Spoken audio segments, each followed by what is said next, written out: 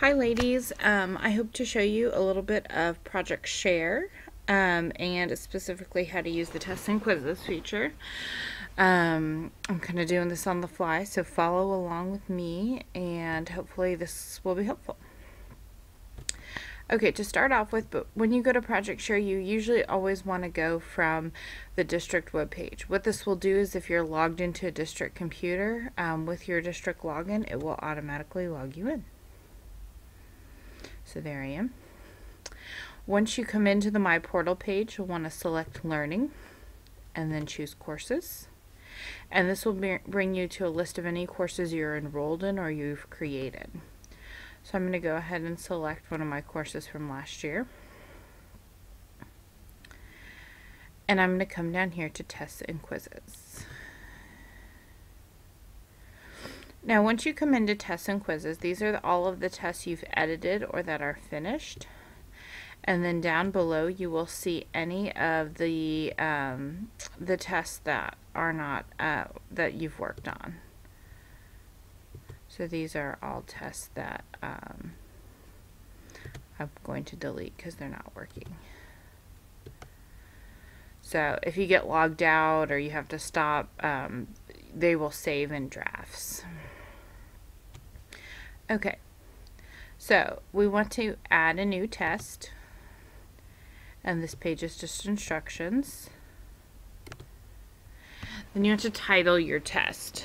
So you want to give it some sort of simple naming convention, so if you have students that have to retake or students that are going ahead, they'll know what to do.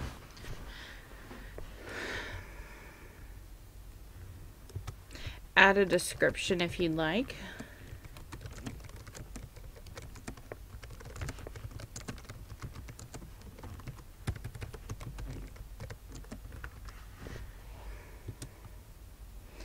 Okay, so you have a couple options for your test. You can add a question pool, and that's what we talked about today. That's where you would show each student a certain number of questions out of a certain that you created. So you might create 20 questions. You might create 20 questions but show each student 10. Or you might create 10 and show each 5. And this really makes the test unique for every student.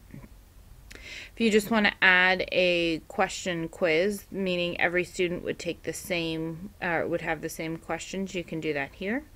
You can also import other teachers' questions, but I'll show you that towards the end. So let's add a question pool. Once you get in here, they want you to re-enter the name of the test. We're going to show each I'm going to make a pool for you. So we're going to show each test taker 2 questions, and each is going to be worth 50 points. You want to make sure the amount of questions you're showing them multiplied by the value will equal to 100 or whatever you'd like the maximum value of the test to be. So now you go to Add New Question. Once you're in Add New Question, you can type in, or you can choose what type of a question you'd like. Would you like multiple choice, true, false, fill in the blank, essay, or short answer? So let's try the multiple choice.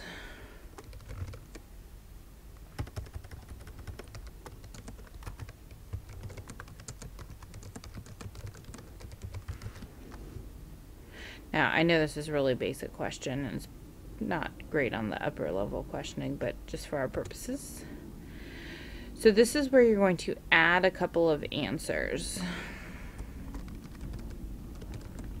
So once you add the correct answer, you want to mark that as the correct answer, and you want to say when the person picks this that they will get 50 points. You can add feedback if you want.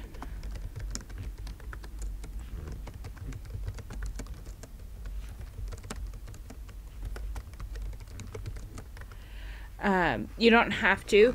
It helps to give feedback though if you are in a self-paced setting, or you're flipping, or something where the students are working at their own pace.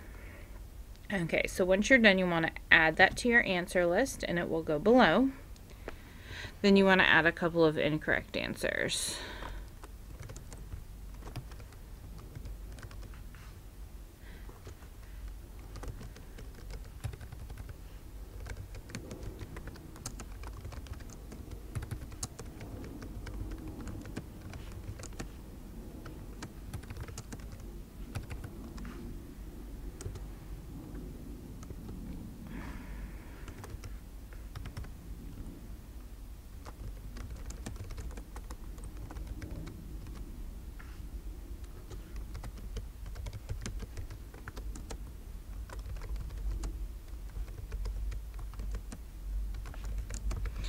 Okay, so I've added a correct answer and an incorrect answer. Once I have all of the, I'm sorry, it keeps flipping out on me. Once I have all of the answers you want to save the question.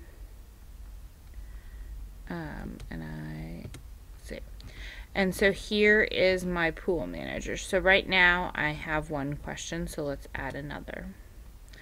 I know Tommy asked if we could add a picture, and I think the correct answer is yes. You could also add a YouTube video if you wanted them to watch something, or an emoticon. You could even add a document if you needed to as well.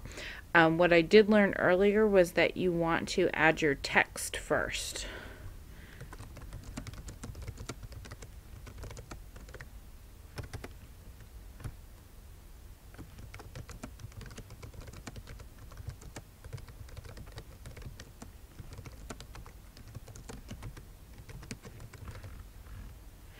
So we're going to have this be a true-false question.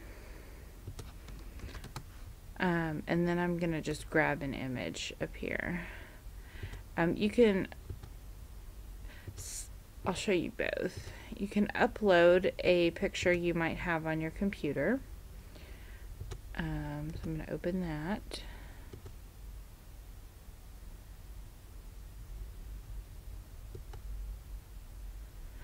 Okay, so once I've got my picture in there, the picture below represents the main character. Okay, this would be false, and then you can give feedback or not. So I'm going to save that question, and then I'm going to add one more question in here.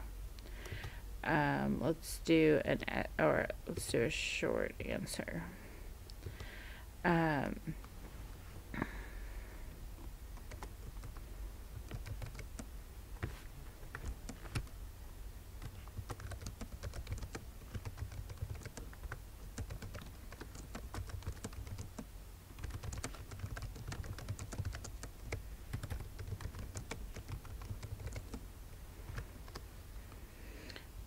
Okay. And on a short answer, an essay, you do want to give some sort of constructive feedback, like, you know, or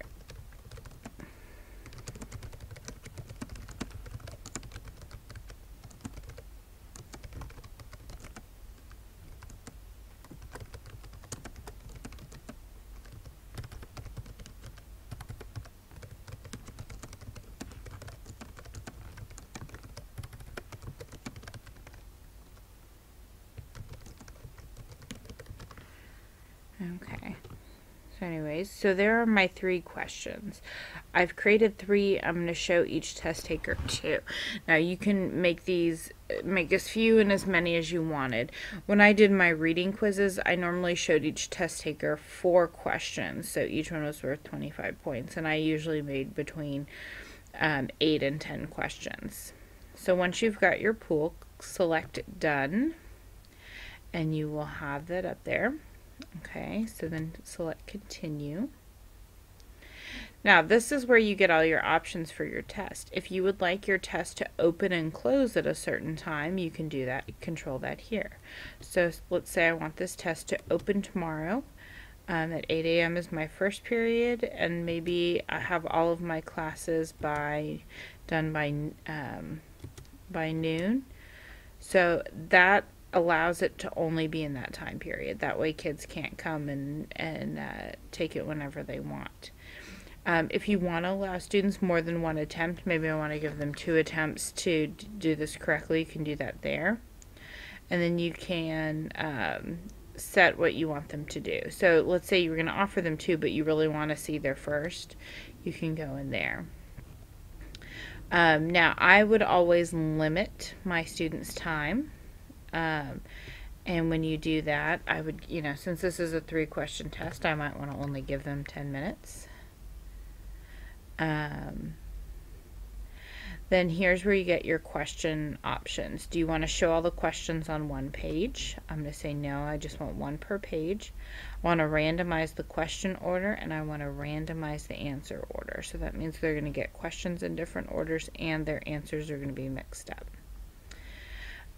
If I want to show them their feedback, and that's the feedback that I entered, I can select immediately or after the end date. And then I get to choose if I want to show them the correct answers. Normally I would put when I enable this feature. Otherwise they can get the answers and go give it to their students. Now this is the part that I really like because it helps prevent cheating. And it helps students sort of work at their own pace. You can require a password or an access code to the test, and that might mean the students are working through something or reading through something, and then when they're done they come get the password for you, or their answer is the password. So I could make my password you know, something simple, but only the people who have the password then can get into the test. You can also add an assignment in here, and that's just if this is tied to a larger assignment you can, but for the most part you wouldn't have to. And then if this is a test that you would like to share with other teachers, you can share it with others. So save as complete. Oh, I need to make sure that this is later.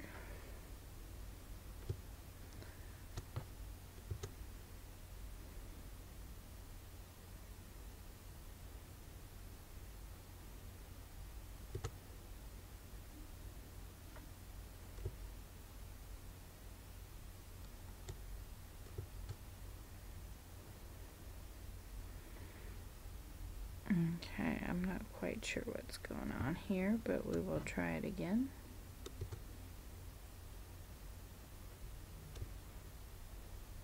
Okay, something weird is going on, but I really did show you how to make your tests and quizzes. I can take you through and show you from some of the ones my students did last year what they look like.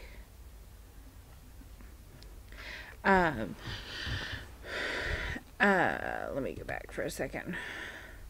So first of all, on the you can see when it opened, when it closed, I had 56 students enrolled in that course and 42 took it, and I offered 110 points. So I can click here and look at the stats. Highest was 100, lowest was 25, and that was the average. Okay, so that's just a quick stats on it if I just want to get some stats on the board. Okay. If you want to see what your quiz looks like, this is my 5-question quiz. That's right there. That's what the students see. If you want to edit it, you can go to the pencil. If you want to look at the grade answer, you look at this little book with the star.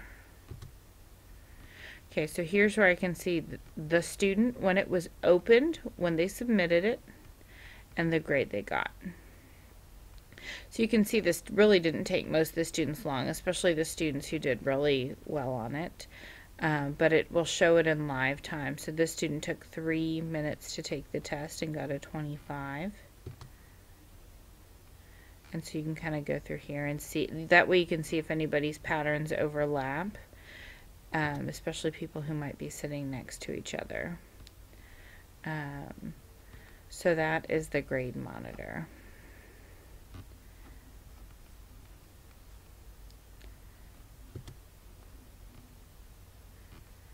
Okay, and I'm running out of time on my screencast, but I hope you guys enjoyed it. I hope that helps. Please send me any questions you might have. And really, if you have any questions, just run your cursor over these little icons, and you should be able to do it. So thank you so much for watching. I'll see you guys soon. Bye.